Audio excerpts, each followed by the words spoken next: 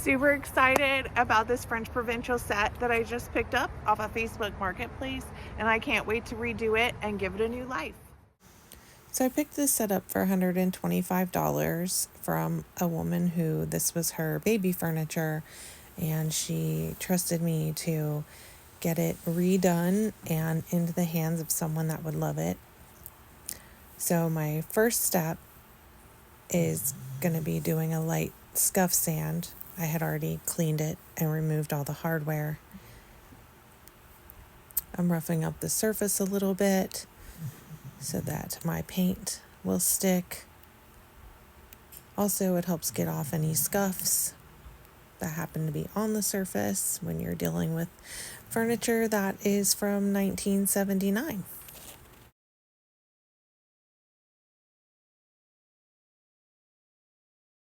I actually had to wait a little bit later in the day to start this set. I planned to get up early and start it, but the temperature was only 41 degrees outside. And if you know anything about paint, it does need to be a certain temperature for it to dry correctly. So I aim for it to be at least 60 degrees outside. So I did go ahead and start sanding it, but I did have to wait a little bit before I started painting.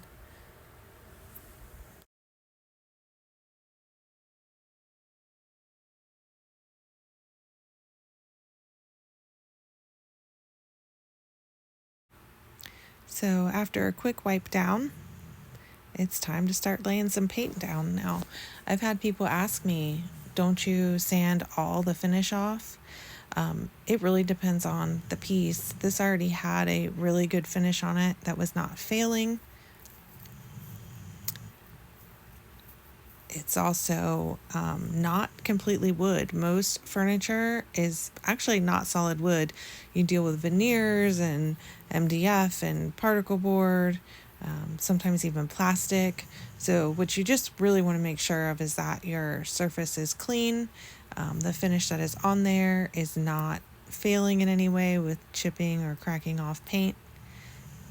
And you have a nice smooth surface that's roughed up to put some paint down. So I'm painting over the original finish there and putting the first coat of Jasper Stone by Sherwin-Williams on. And I'm spraying the top here, but I actually end up removing that in the end because it was too glossy of a surface. And I actually decided that since I really see this in a nursery or a child's room, having the wipeable laminate surface would actually be better.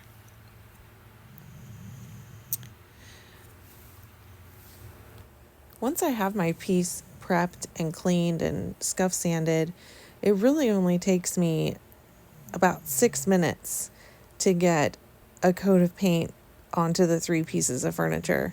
My main thing that I do run into is a space issue. We do not have a garage. Well, we had one, but it was converted. And I do my painting on the porch. So I have to often deal with space issues and temperature and weather conditions. But I actually prefer to be outside. So for now, that works for me.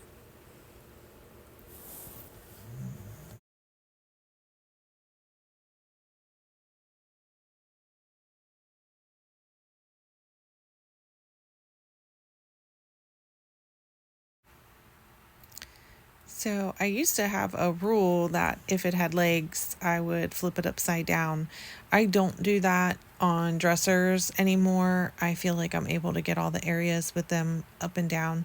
But I did flip over the nightstand. There are just a lot of sides and areas that I need to get to. So I wanted to make sure that I didn't miss any inside, outside, upside down, right side up areas on the little nightstand. Um, it's super cute.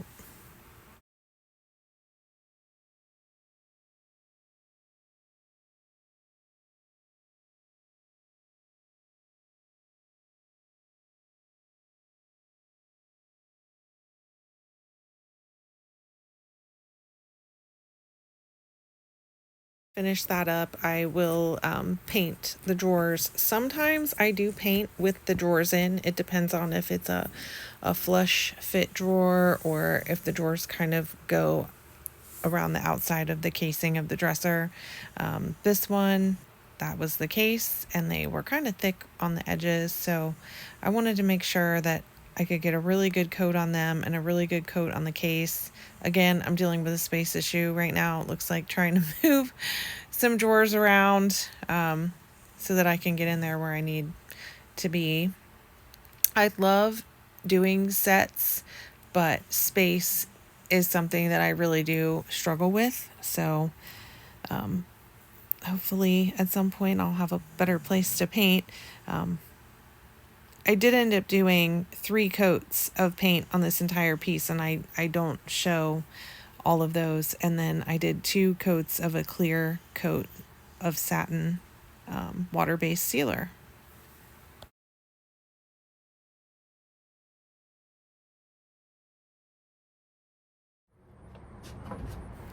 For the last coat, I do put the drawers in so that I can kind of make sure that everything's fitting together nicely. I obviously do my clear coat this way too. There's a lot of dry time in between coats when you use a sprayer.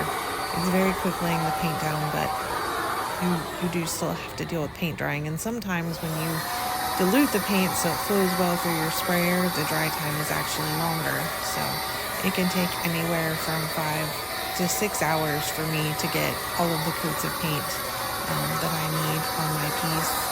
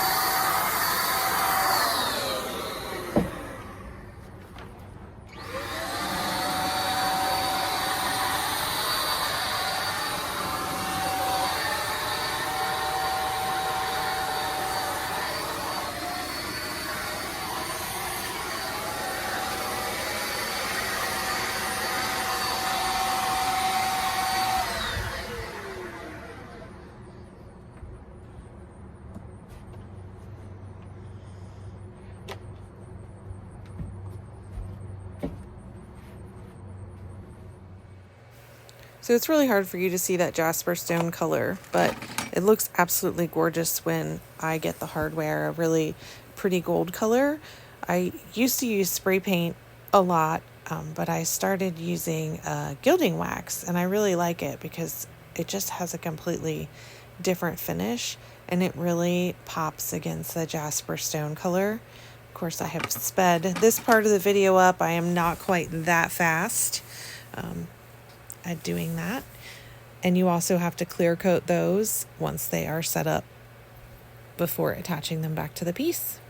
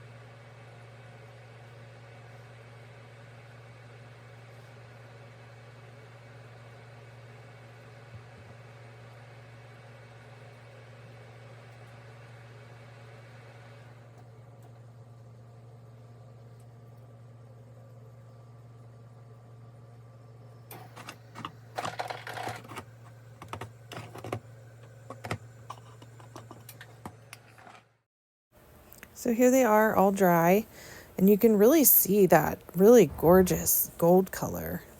And again, it's really hard to see the jasper stone color while the piece is outside kind of in the shade, but you can see it here a little bit in the sunlight, but it still looks a little washed out. The pictures at the end really do show the gorgeous color, and I think the cream top really goes well with the piece, and it's completely wipeable. I really like to put a fun pop of color drawer liner in the drawers. I don't stick them down, so you can take them out if you don't like them. And it was ready to get listed for sale for $565 on Facebook Marketplace, and I had a deposit in less than 24 hours. So that was a fun set. I liked showing it. Come back.